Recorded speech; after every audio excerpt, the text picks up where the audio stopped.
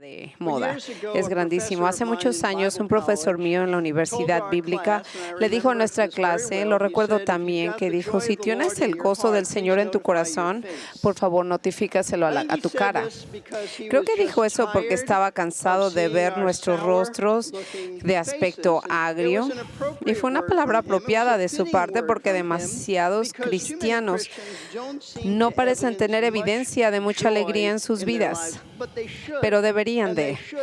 Y deberían de porque la Biblia en realidad nos ordena regocijarnos. No es una opción, sino más bien como una orden. Hay muchos versos que hablan del gozo. En Filipenses 4:4, el apóstol Pablo dijo lo siguiente: regocíjense siempre en el Señor. Otra vez diré, regocíjate.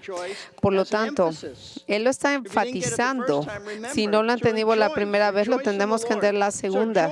Por lo tanto, como usted lo ve, el gozo no es una opción para nosotros, porque a Él nos dice que nosotros tenemos que estar contentos. Y esto nos lleva al pasaje de las Escrituras en Lucas que hemos estudiado durante varias semanas, en el cual hemos estado estudiando Lucas 10, y que es algo bastante importante, unas verdades que son muy importantes que tenemos que entender.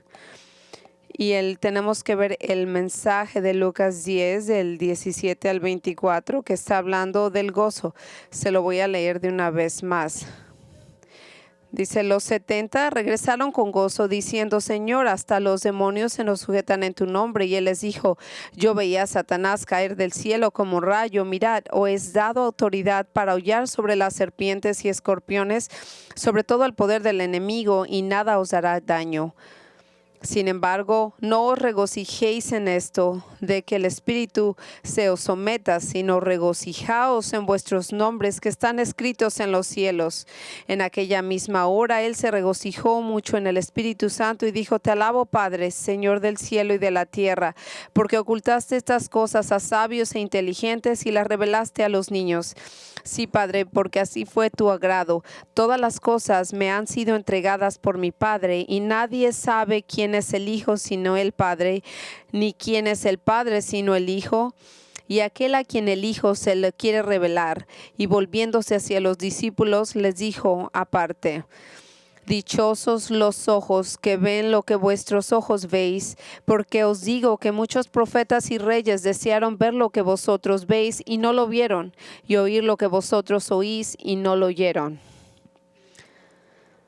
Ahora, lo que estamos descubriendo aquí al estudiar estudios previos en este pasaje que nos habla sobre el momento en el que habla de que los 70 discípulos que Jesús había enviado en un ministerio evangelístico regresaron de su misión y le informaron lo que había sucedido. Y le están dando la información de lo que pasó cuando ellos... No sabemos por cuánto tiempo estuvieron fuera, pudo haber sido semanas o meses, y aunque su trabajo debió haber sido difícil y desafiante, especialmente cuando Jesús les había advertido sobre la persecución y el rechazo que encontrarían, sorprendentemente leemos el versículo 17, que los 70 volvieron con gozo.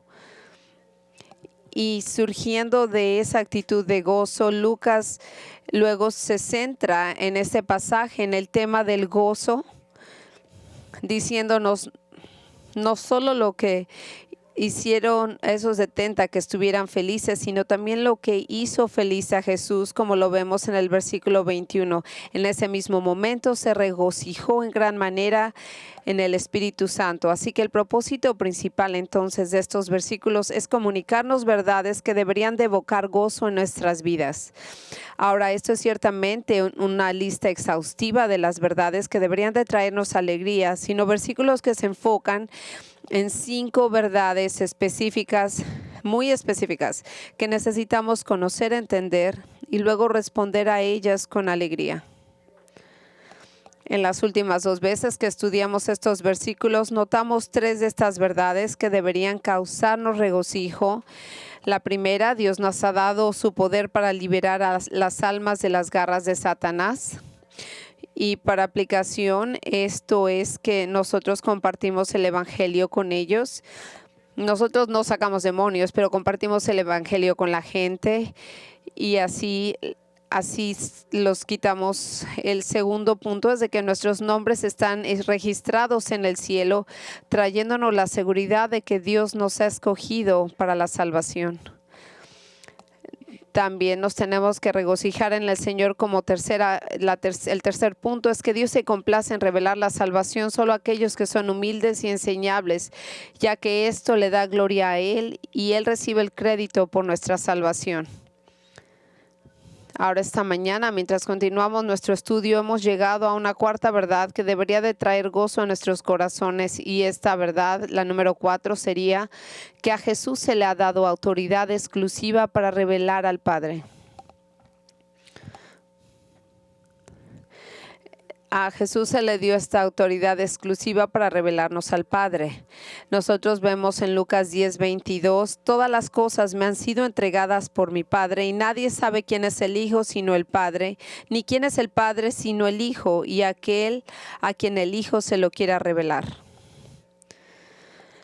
Ahora, habiendo alabado a Dios el Padre por revelarse a sí mismo y deleitándose en revelarse solo a aquellos que son humildes y enseñables, Jesús ahora, les llamó niños en ese momento, Jesús ahora deja de hablar con el Padre y por el bien de aquellos que estaban escuchando su oración, es decir, estos 70 discípulos que le estaban informando y reportándose con él, declara su papel único en el plan del Padre para revelarse en sí mismo.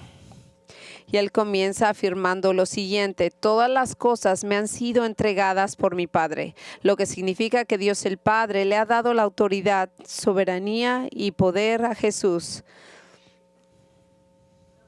Ahora, en este momento, debería haber sido bastante evidente para cualquiera que leyera el Evangelio de Lucas, porque Lucas nos ha dado numerosas historias que demuestran la autoridad ilimitada de Cristo. Por su poder milagroso, Jesús ha desplegado su autoridad sobre las personas, Satanás, los demonios, las enfermedades, dolencias, las tormentas en el mar e incluso la muerte misma.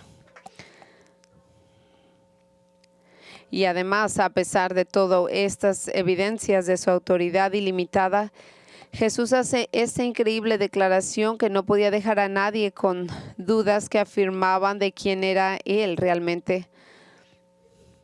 Y vemos nosotros que cuando Él afirma esto, nos dice que Jesús es Dios y declarando que el Padre le ha dado todo del universo y se lo ha dejado en sus manos. Como un maestro de la Biblia dijo, en la perfecta armonía de la Trinidad, todas las cosas, todas las circunstancias en el universo, ya sea en el cielo, la tierra o el infierno, que involucran ángeles, hombres o demonios, han sido entregadas a Jesús por su Padre. Ahora, más adelante, al final del Evangelio de Mateo, y a la luz de dar a sus seguidores un contexto de la gran comisión de hacer discípulos de todas las naciones, Jesús hará declaraciones similares al decir: toda autoridad me ha sido dada en el cielo y en la tierra. Pero saben, su corazón para declarar esto en Lucas 10, que todas las cosas se han hecho y se le han dado a Él por el Padre, es para hacer el punto de que el Padre le ha dado esta autoridad y tome esto en cuenta, para revelarle al Padre a los que son humildes y enseñables. Lo que quiere decir es que habiendo dicho que el Padre revela las verdades acerca de la salvación solo a aquellos que son como niños, es decir, a los elegidos, Jesús dice ahora que el Padre le ha confiado la responsabilidad de hacer precisamente esto, de revelar la salvación a los elegidos. Es decir, junto con todos los demás en el universo, el Padre le ha dado a Cristo el derecho y el poder para llevar a cabo su plan para salvar a cada uno de los elegidos. Y a medida de que continúa, Jesús explica por qué este es el caso, declarando su relación única con el Padre. Fíjese lo que el Señor dice después de declarar que todas las cosas le han sido dadas por el Padre en Lucas 10:22. Y todas las cosas han sido entregados por el Padre y nadie sabe quién es el Hijo sino el Padre y quién es el Padre sino el Hijo. Jesús dice que siendo el Hijo de Dios, solo el Padre lo conoce con perfecto entendimiento y conocimiento, y del mismo modo, siendo el Hijo de Dios, solo Él tiene perfecto entendimiento y conocimiento del Padre. Y por medio de la comprensión y el conocimiento mutuo, el Señor no está diciendo que Él y el Padre simplemente se conocen el uno al otro, sino más bien que se conocen en la más personal, familiar e íntima relación. Es decir, es una relación en la que el Señor está afirmando que Él es deidad, por lo tanto, que Él es deidad. Está diciendo que en lo que respecta a la comprensión, el conocimiento íntimo y la relación con Dios, el Padre, Él lo tiene, porque solo Dios conoce a Dios de esta manera. Ahora bien, amigos, el hecho de que solo el Hijo conoce al Padre de tal manera y solo el Padre conoce al Hijo de este modo, es una verdad muy profunda que nos afecta a todos. Pero así Jesús es el único que conoce al Padre y el Padre es el único que conoce al Hijo, entonces eso nos deja con una pregunta. ¿Cómo puede alguno de nosotros esperar conocer a Dios de una manera íntima, personal y salvadora? Usted ve, ninguno de nosotros nace en este mundo conociendo a Dios. Aunque nosotros sabemos ciertas cosas acerca de Dios, nosotros no lo conocemos. Cuando entramos a este mundo y crecemos de un modo íntimo y personal, no lo tenemos conocimiento de él de tal modo, a menos que Él elija revelarse a sí mismo con nosotros. Y de acuerdo al apóstol Pablo, nadie puede llegar a conocer a Dios por sí mismo, porque la sabiduría humana o por la filosofía hecha por el hombre. Pablo dijo esto en el 1 de Corintios 1, del 20 al 21. Les dijo a estos griegos que estaban tan obsesionados con la filosofía griega. Y él hace una pregunta retórica. ¿Dónde está el hombre sabio? ¿Dónde está el escriba? ¿Dónde está el polemista de esta época? ¿No ha enloquecido Dios la sabiduría del mundo? Porque como el mundo no conoció a Dios en la sabiduría de Dios, sino por su sabiduría. Lo que Pablo está diciendo es que Dios lo ha hecho de tal manera que ninguna cantidad de inteligencia humana va a poder encontrar y conocer al Señor de un modo especial a menos que Él lo permita. Y nadie va a poder descifrarlo de un modo filosófico. Por lo tanto, si alguien ha de llegar a conocer a Dios, entonces Dios debe de revelarse a ellos. Y eso es precisamente el punto que Jesús está haciendo acerca de sí mismo en Lucas 10. Fíjese una vez más que el versículo 22 y vea cómo Jesús concluye esta declaración acerca de sí mismo al concluir diciendo: todas las cosas me han sido entregadas por mi Padre y nadie sabe quién es el Hijo sino el Padre y quién es el Padre sino el Hijo, a quien el Hijo quiera revelárselo. Ahora, lo que Jesús nos está diciendo en estas palabras es que, incluida en la autoridad de que le ha sido dada al Padre, la autoridad para elegir a quién le revelará el Padre, es decir, porque Él es el único que conoce al Padre, solo Él tiene la autoridad de revelar al Padre a aquellos a quien Él elige revelárselo. O de otro modo de decirlo es que Jesús nos está diciendo que Él es el que soberanamente elige y aquí el corazón de quién va a brillar para ser salvo. Tal como un salmista lo dijo, Sela, piense esto. Me encanta la forma en que el maestro de la Biblia, David Gooding, en su comentario sobre Lucas, explicó esta verdad diciendo: como hijo del Padre, disfrutó un conocimiento único de la relación íntima que yace en el corazón de la deidad y con esa relación única el privilegio único de comunicarla a quien quisiera. Verá, usted y yo dependemos de Dios para que se revele a nosotros con el fin de conocerlo de una manera personal y salvadora, que es precisamente por lo que Jesús ha estado alabando a Dios, por revelarse solo a aquellos que son humildes y enseñables. Sin embargo, eso no fue el caso personalmente, porque Dios el Padre no se reveló a Jesús, ya que Jesús es Dios y por lo tanto por toda la eternidad ha tenido un conocimiento innato e íntimo del Padre, al igual que Dios el Padre siempre ha tenido un conocimiento innato e íntimo del Hijo. Y por lo tanto, la única manera en que podemos llegar a conocer al Padre de una manera salvadora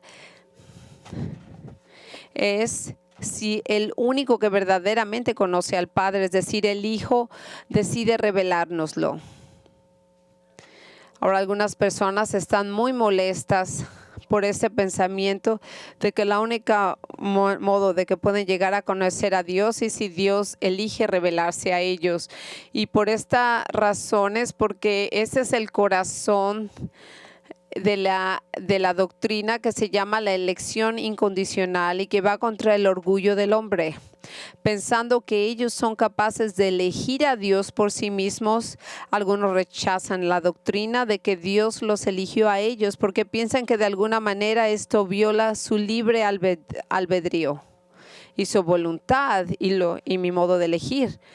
Pero la Biblia nunca dice que las personas tienen un libre albedrío y que ellos deben de tomar esta decisión de ser salvas. Verá, todos nosotros nacimos aquí con una decisión dentro de nosotros, pero todos nosotros nacemos en este mundo con una naturaleza pecaminosa, lo que significa con esta naturaleza que teníamos una inclinación y deseo de pecar y rebelarnos contra Dios. Esa es nuestra naturaleza innata, así nacimos. Por eso en Romanos 6:17 el apóstol Pablo dice que antes de ser cristianos éramos esclavos del pecado. Nosotros no éramos libres, la esclavitud a nuestra naturaleza pecaminosa era lo que nos ataba. Y debido a que estábamos en esclavitud a nuestra naturaleza pecaminosa, no éramos libres de actuar de otra manera que no fuera o estuviera de acuerdo con nuestra naturaleza. En nosotros tenemos que hacer lo que dice nuestra naturaleza, dirían, pero nosotros no teníamos la voluntad de ser libres de obedecer y honrar a Dios por nuestra propia voluntad, porque estábamos esclavizados a nuestro pecado. Ahora bien, esto no significa no somos robots, ciertamente no se confunda. Éramos libres de tomar decisiones, pero es solamente elecciones dentro del ámbito y la esfera del pecado. Nuestras voluntades nunca fueron libres de elegir a Dios sobre el pecado, porque nuestras voluntades, es decir, las cosas que queríamos y decidimos hacer, solo podían hacer lo que nuestra naturaleza pecaminosa dictaba. Y lo que nuestra naturaleza pecaminosa dictaba es que vivamos nuestras vidas sin tener ninguna consideración por Dios o su palabra. Es decir, que nunca fuimos libres de elegir y obedecer a Dios, arrepintiéndonos de nuestros pecados y confiando en Cristo como nuestro Salvador y Señor, y por lo tanto llegando a conocer a Dios de una manera personal. Esto es lo que dijo Jesús. Y si el Hijo te libera, tú serás libre de verdad. Y de otro modo no estaríamos libres. Nuestra naturaleza pecaminosa nunca nos permitiría hacer esto. Nunca nos permitiría por sí misma aceptar al Señor, porque no tenemos la habilidad natural de hacerlo. La única forma en que podríamos llegar a conocer a Dios es si nuestra naturaleza fuera cambiada y Dios fuera revelado a nosotros. Y eso es exactamente lo que sucedió cuando venimos a ser salvos. Recibimos una naturaleza, aunque no lo entendíamos, pero recibimos una naturaleza divina que tiene una disposición para obedecer a Dios, mientras que al mismo tiempo se reveló a nosotros para que llegáramos a conocerlo. y así lo pudiéramos entender. Él nos dio una naturaleza nueva. No quiere decir que ya no tenemos pecado, pero ya tenemos esa naturaleza pecaminosa. Tenemos la carne, tenemos el peleo con el pecado, pero nuestra naturaleza es nueva. La Biblia se refiere a esta implantación de una nueva naturaleza dentro de nosotros con varios términos diferentes. Nunca se expresa solamente de un modo. Por ejemplo, en Efesios 2, después de decirnos que una vez que estuvimos muertos en nuestros pecados y transgresiones, Pablo dice que Dios os dio vida con Cristo en el versículo 5. Esa referencia nos da una nueva naturaleza, ya que Dios puso su vida y naturaleza dentro de nosotros. Él nos dio vida espiritualmente con Él. Esa es una naturaleza nueva que Él implantó en nosotros. En Tito 3, Pablo se refiere a Dios y nos da una nueva naturaleza en la salvación como regeneración y la llamó regeneración. Él escribió en Tito 3, Él nos salvó no sobre la base de las obras que nosotros hemos hecho en justicia, sino de acuerdo a su misericordia, por el lavamiento de la regeneración y la renovación del Espíritu Santo.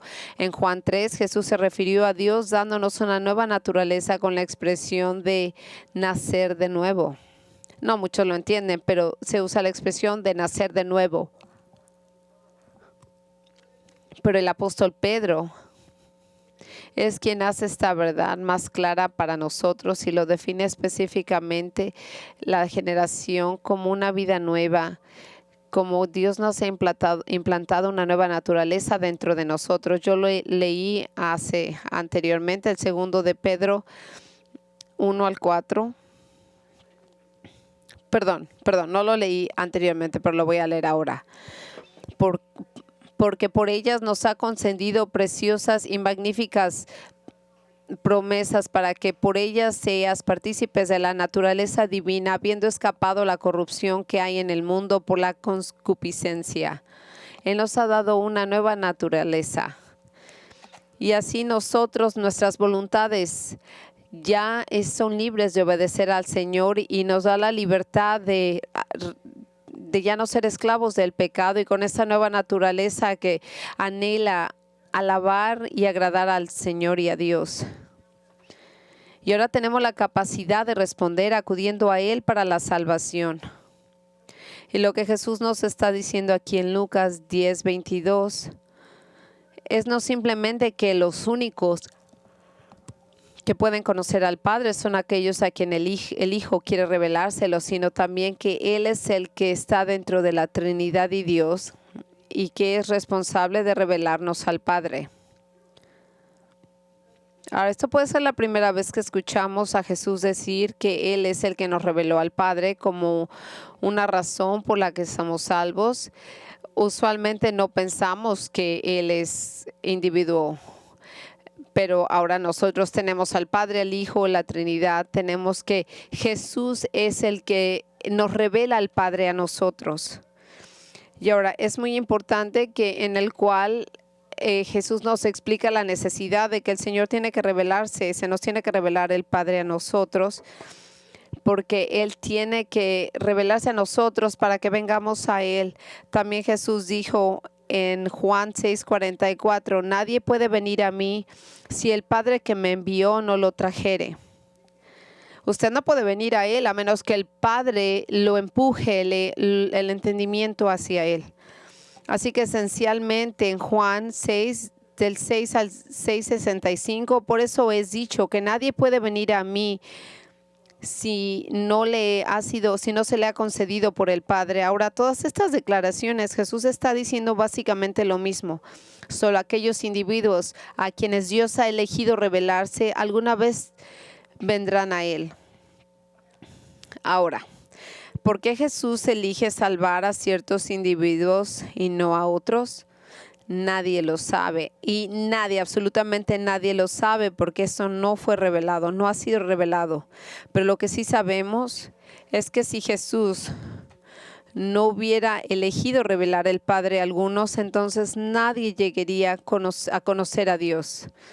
No hay hombre que busca al Padre por sí mismo. Y la razón es porque el hombre simplemente no tiene la capacidad de llegar a conocer a Dios por sí mismo, ya porque nos dice que está muerto en sus pecados y está espiritualmente muerto. Él no responde por completo a Dios con respecto a la necesidad de que Dios y su salvación nos sean revelados. Esto fue lo que John MacArthur dijo: aparte de la elección soberana de Dios y el poder regenerador, nadie se salvaría. No hay capacidad en el ser humano caído y pecador para ver la luz del Evangelio y creer salvadoramente por sí mismo. Aquellos que están muertos en sus delitos y pecados, cegados por Satanás, incapaces de entender la verdad espiritual e incapaces de agradar a Dios, no pueden salvarse a sí mismos. Pero note esto: cuando regresamos a Lucas 10, es importante entender que Jesús no solo está diciendo que Él es el agente autorizado para revelar al Padre, sino que también está diciendo que, dado que solo Él conoce al Padre, es solo a través de Él que alguien puede llegar a conocer al Padre, porque solo Él es capaz de revelar esta verdad. Es decir, nadie puede llegar a conocer a Dios verdadero aparte de Jesucristo. ¿Lo entiende? Nadie puede venir a conocer al verdadero Dios aparte de Jesucristo. Usted no puede conocer a Dios por Buda, por Muhammad, la Virgen María, ninguna otra expresión religiosa. Solamente por medio de Jesucristo usted puede entender y conocer al Señor. El apóstol Juan pone esto en manifiesto más claramente en su relato del Evangelio, con declaraciones como estas que encontramos en Juan 1:14. El Verbo se hizo carne y habitó entre nosotros, y vimos la gloria del unigénito del Padre, lleno de gracia y de verdad.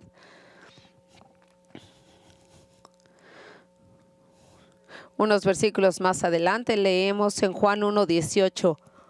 Nadie ha visto a Dios en ningún momento. El Dios unigénito que está en el seno del Padre, Él lo ha explicado. Y finalmente en Juan 14 del 6 al 9 leemos estas palabras de Jesús acerca de Él. Es la única manera de conocer al camino. Él dijo: yo soy el camino y la verdad y la vida. Nadie viene al Padre sino por mí. Si me hubieras conocido a mí, también conocerías al Padre. Desde ahora le conocéis y le habéis visto. Felipe le dijo: Señor, muéstranos al Padre y nos basta. Jesús le dijo: tanto tiempo he estado contigo y no me has conocido, Felipe. El que me ha visto a mí, me imagino que Jesús dijo esto un poco sorprendido. El que me ha visto a mí, ha visto al Padre. ¿Cómo puedes decir, muéstranos al Padre? Como le he dicho hace unos minutos, no puede conocer a Dios por la sabiduría humana y la filosofía, por un sistema religioso. Él tiene que ser revelado a usted. Aquel que le revela al Padre es Jesús, y las únicas personas a las que Él se los revela son aquellas que son lo suficientemente humildes para saber que tienen la necesidad de salvación, y la única manera en que llegan a ser lo suficientemente humildes como para ver lo que tienen una necesidad de salvación es porque Dios ha obrado soberanamente en sus corazones y los ha llevado a un lugar en sus vidas donde ven la futilidad de la sabiduría, el conocimiento y la religión humanos, y por lo tanto están listos para recibir la verdad divina sobre la salvación, y es por eso que vuelven a Jesús para su salvación. Y note esto: esta es la verdad acerca de volverse a Jesús para la salvación, lo que equilibra la doctrina de la soberanía en Dios y en la elección. Mientras la Biblia enseña que la única manera en que podemos conocer a Dios y experimentar la salvación en sí, dice, es porque la Biblia enseña que somos responsables de responder a Dios revelándose a sí mismo cuando venimos a Él por salvación. En Mateo 11, Jesús dijo palabras similares a lo que hemos estado leyendo en Lucas 10. Sin embargo, en el relato, mucha gente cree que son relatos paralelos, en el cual nos está diciendo algo que Jesús que nos dijo Leemos algo que Jesús dijo que Lucas no menciona. En Mateo 11, después de enfatizar esta soberanía de Dios al revelarse a sí mismo, el Señor hace una declaración sorprendente y un énfasis a la responsabilidad del hombre al responder a la oferta de salvación de Dios. Esto es lo que dijo Jesús en Mateo 11, 28. Y Lucas no lo escribió. Venid a mí todos los que estáis cansados y cargados, y yo os haré descansar. Habiendo dicho él que Él es el que elige a las personas para revelarles al Padre, Jesús ahora hace algo que puede parecernos algo así como inicialmente contradictorio con la doctrina de la elección. Él nos da una invitación abierta para todos los que estamos agobiados por nuestro pecado, de venir a Él por nuestra salvación. Entonces, ¿por qué haría esto si Dios afirma que el hombre por sí mismo no tiene la capacidad de elegir a Cristo y la salvación? Y es por eso que Dios, en su misericordia, es aquel que elige revelarse a los elegidos. Entonces, ¿por qué Jesús daría una invitación abierta y universal para que todas las personas cargadas de pecado vengan a Él por la salvación? ¿Cómo sería, en otras palabras, si Dios soberanamente elige quién va a ser salvo? Entonces, ¿por qué Jesús viene y hace una invitación para que la gente venga y sea salva cuando ellos no tienen la capacidad de entenderlo por sí mismos? ¿No parece esto un conflicto con lo que Jesús ha estado hablando y alabando al Padre? ¿Cómo puede ser que Dios es el que determina quién viene a Él para la salvación y sin embargo todas las personas agobiadas están libremente invitadas a venir a Cristo por la salvación? La respuesta a esa pregunta es lo que tenemos aquí. No es una contradicción o un conflicto teológico, sino es un ejemplo de la antigua tensión entre la soberanía de Dios y la responsabilidad humana que nadie entiende completamente. Verá, mientras la Biblia enseña que Dios es completamente soberano, de modo que Él elige a algunos para salvación y solo a los elegidos les da la fe para ser salvos. Sin embargo, la Biblia también enseña que todos los pecadores están invitados libremente a Él para experimentar salvación. Y aunque esto pueda parecer una contradicción, no lo es, sino más bien es un misterio que solo Dios comprende, porque el hombre no posee la capacidad mental desde que su mente fue afectada por la caída para comprender y reconciliar la soberanía divina y la responsabilidad humana. Y Dios no nos ha revelado cómo estas dos doctrinas trabajan juntas en armonía. Pero lo hacen. Pero nosotros no tenemos la habilidad de reconciliar estas dos doctrinas, solo tenemos que creerlas porque ambas están enseñadas en las Escrituras. Escuche lo que Deuteronomio 29:29 dijo. Las cosas secretas pertenecen al Señor nuestro Dios, mas las cosas reveladas nos pertenecen a nosotros y a nuestros hijos para siempre, a fin que guardemos todas las palabras de esta ley. Ahora bien, ¿cómo es que la soberanía de Dios en la elección y la responsabilidad del hombre para venir a Cristo para salvación obran juntas? Es una de esas cosas secretas. Me encanta lo que dijo Charles Spurgeon acerca de cómo reconciliaba la soberanía divina y la responsabilidad humana. Él dijo, yo no lo hago, nunca reconcilio amigos. Ellos son amigos, son palabras sabias para todos los que están a punto de cometer el terrible error de tratar de reconciliar en tu mente estas dos doctrinas. Verá, aquellos que tratan de encontrar algún tipo de reconciliación mental entre estas dos doctrinas, en lugar de simplemente aceptar a ambas como bíblicas y dejar que exista su tensión teológica, usualmente esa gente termina no solo frustrado, sino también comprometiendo las Escrituras, y lo hacen cuando deciden tratar de satisfacer sus propias mentes, rechazando a una de las doctrinas y enfatizando demasiado a la otra. Y es aquí cuando uno desarrolla una teología realmente mala, el tipo de teología que niega la responsabilidad humana y te hace abandonar a una iglesia porque te invitan e insisten a la gente a aceptar a Cristo, lo que ha sucedido. Esto es precisamente por lo que muchos cristianos tienen una teología distorsionada y desequilibrada acerca de la salvación. Si usted enfatiza demasiado la soberanía de Dios en la elección para descuidar la responsabilidad del hombre en aceptar a Cristo, simplemente no entiende cómo ambas pueden ser verdaderas al mismo tiempo y entonces terminará perdiendo su pasión por evangelizar a los perdidos. Usted no verá la necesidad de invitar e instar a los pecadores perdidos a venir a Cristo, porque usted solo verá la parte de Dios en la salvación y no tendrá en cuenta que los hombres y mujeres son responsables de creer en Cristo para ser salvos. Será como el hombre que le dijo a William Carey cuando él era un misionero extranjero: joven, le dijo: joven, estas palabras muy famosas: joven, Dios salvará a los paganos contigo sin ti. Yo creo que le dijo que también se sentara. Y ahora, si hay cierta verdad en esa declaración, es una verdad desequilibrada. Es una verdad que es antibíblica, porque Dios salva a los hombres y mujeres, ¿correcto? Note esto, a través de la instrumentalidad humana de proclamar el evangelio. Y es por eso que el evangelismo y los misioneros en todo el mundo son tan importantes, porque nunca deben de descuidarse debido a la doctrina de la soberanía de Dios para la salvación. El apóstol Pablo habló de esta soberanía para las personas a través de predicar el evangelio en el 2 de Tesalonicenses 2, del 13 al 14.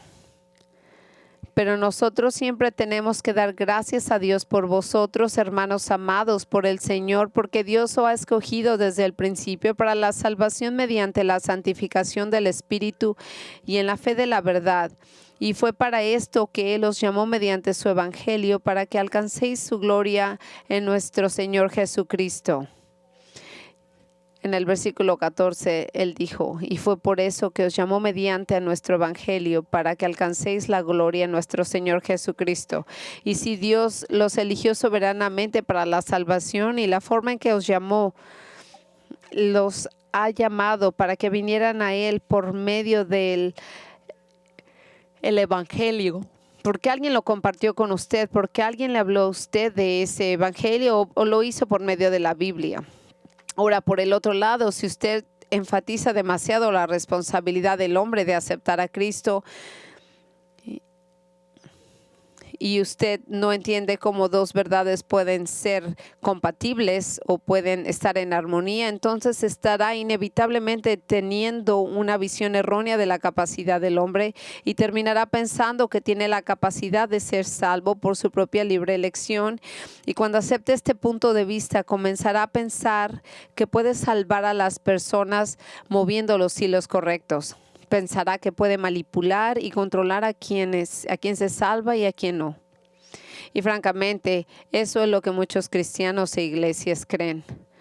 Y es por lo cual hay muchas iglesias que tienen ese tipo de dispositivos humanos para alentar a las personas a salvarse, como llamadas al altar, apelaciones emocionales de alta presión, invitaciones del evangelio teológicamente diluidas, que dejan al lado el arrepentimiento y el compromiso con Cristo y atraen a las personas por motivos inapropiados. Todas estas invenciones modernas que están diseñadas a tocar las cuerdas del corazón del alma humana, esperando que puedan mover a alguien a la salvación, en lugar de confiar en el poder soberano de Dios para revelarse al pecador.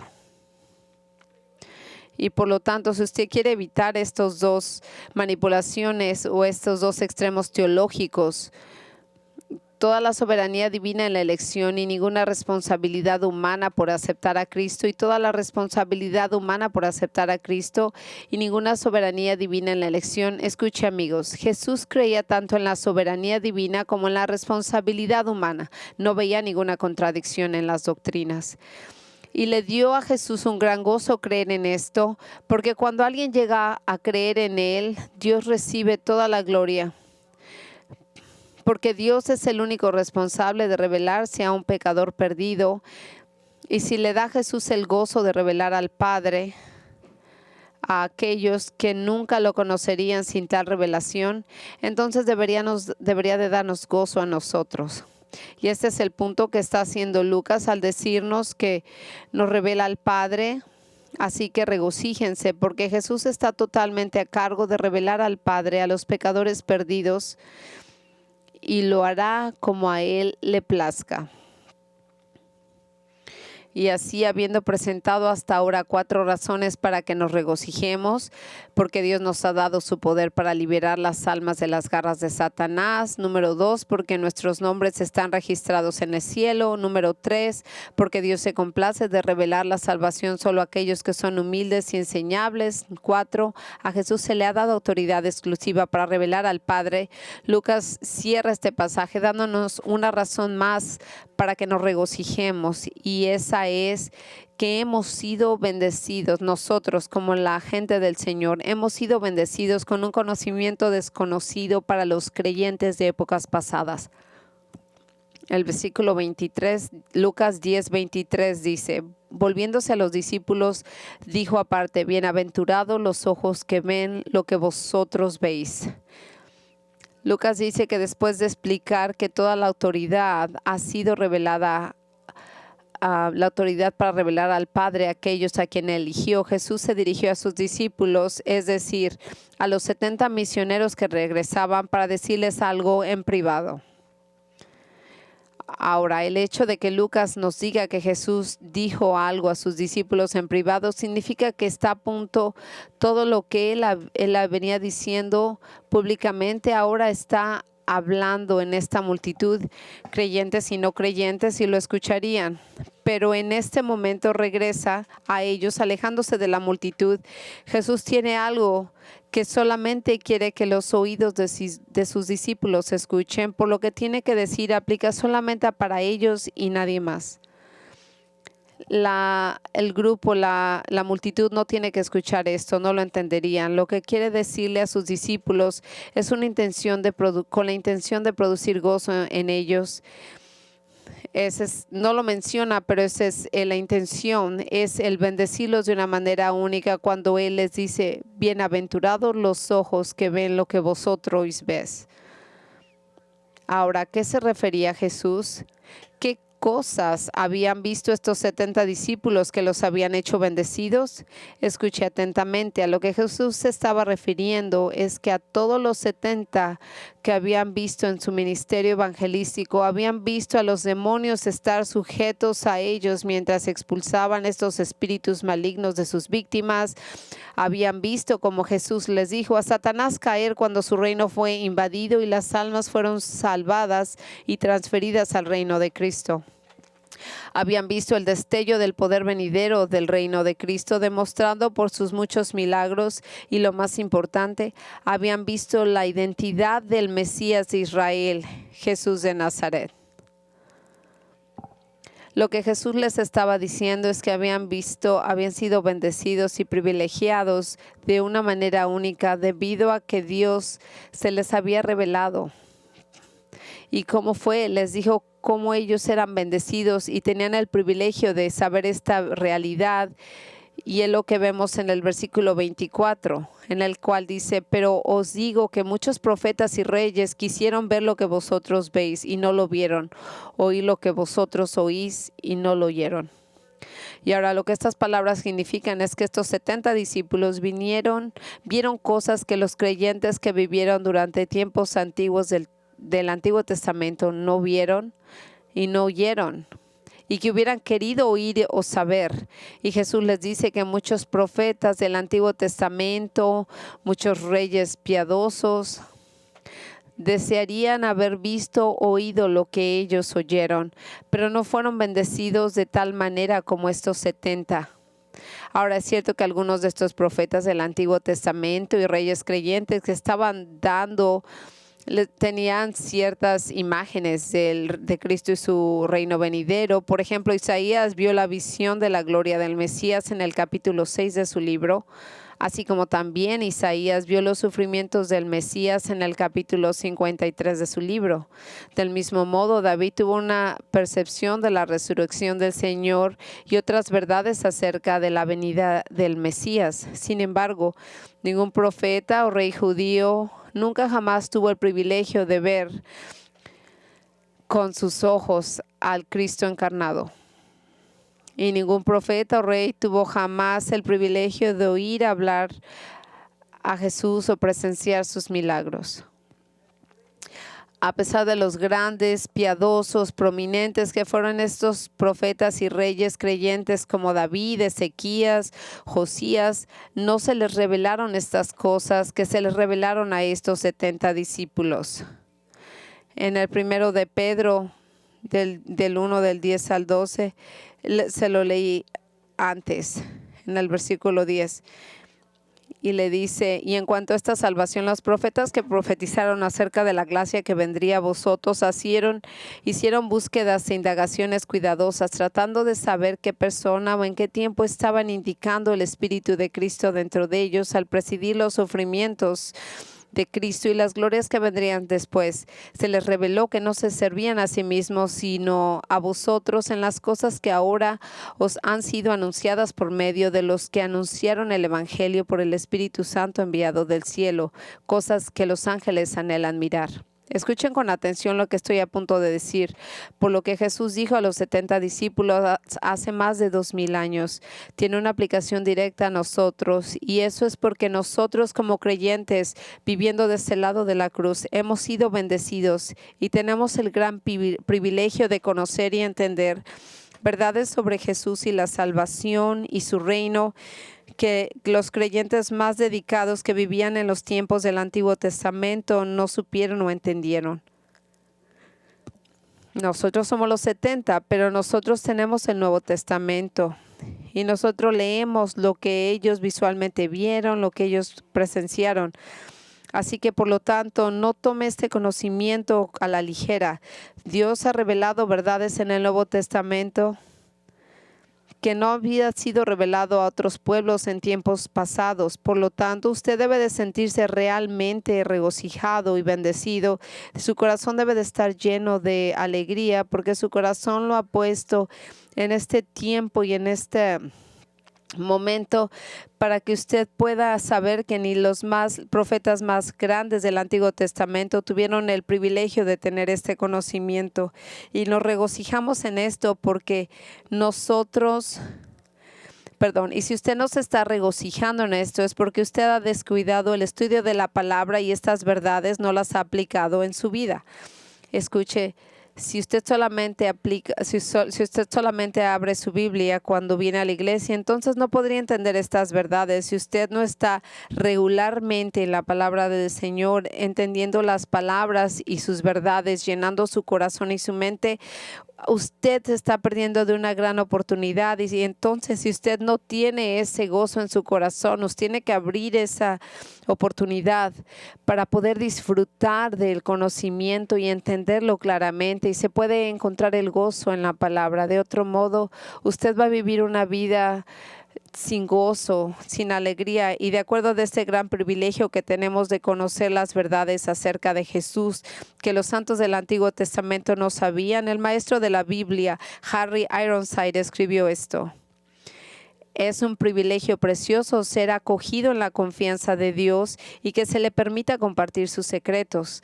Sabemos cómo los amigos en la tierra se deleitan en compartir unos con otros ciertas cosas secretas que no se dan a conocer a los extraños. Así, nuestro Señor Jesús miró a sus discípulos como amigos íntimos y se complació en abrirles cosas preciosas concernientes a la paternidad divina, la maravillosa provisión de Gil que había hecho para la salvación de los perdidos y la conservación de los suyos. Es un privilegio hoy entrar y disfrutar de estas cosas, ahora secretas, ahora reveladas en la fe. No necesitamos visiones ni nuevas revelaciones para comprender y apropiarnos de ellas. Lo descubrimos a medida que estudiamos la palabra de Dios en oración, dependiendo del Espíritu Santo que inspira la escritura de ellas. Entonces, amigos, regocíjense, alégrense en el Señor, llénense de alegría porque el Señor les ha llenado de estas verdades. Ahora, si usted no ha conocido a Jesús como su Señor y Salvador, es imposible que usted tenga un gozo. A lo mejor las cosas buenas le pasan, pero no ese gozo perfecto. El único modo en el que usted puede regocijarse hasta en las dificultades es cuando usted es un hombre, usted verdaderamente sigue al Señor. Cuando usted deja su pecado a un lado, cuando pone su confianza en Jesús para su salvación, para que usted cree y confía y sabe que Él murió en la cruz para salvarlo del pecado. Cuando usted confía en Él, Él lo transformará su corazón, Él quitará todo su pecado y le dará un nuevo corazón y una nueva naturaleza dentro de usted, que Él va a tener el deseo de obedecerlo. Si usted quiere hablar con alguien, por favor, véanos. Hay alguien en español que le puede ayudar, por si acaso quiere saber. Así que cerremos. Padre, te agradecemos por esta salvación, por todo lo que nosotros que te conocemos, Padre. Ayúdanos a traer estas verdades, ayúdanos a entender estas verdades preciosas. Llena nuestro corazón con ellas, que no nos dejen cuando nos salgamos del santuario. Ayúdanos y trae a la gente, acércalas a ti, Padre. Acércalos a ti. Todo esto lo oramos en tu nombre. Amén.